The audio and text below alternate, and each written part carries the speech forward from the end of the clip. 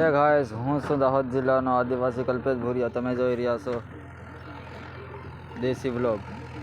જો આપણે ફોરેસ્ટનું સદભાવનાનું કામ હાલે અહીંયા આપણે છીએ અત્યારે, સાફ કરીએ અને જુઓ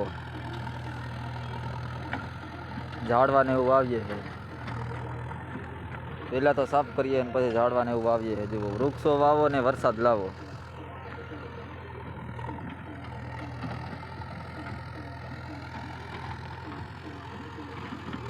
આ બાજુ 2000 જેવા ઝાડવા વવાઈ ગયા છે. આ જુઓ ઓલા બધા ઝાડવા 2000 જેવા વવાઈ ગયા છે. એક જગ્યાએ 10,000 જેવા ઝાડવા વાવ્યા છે.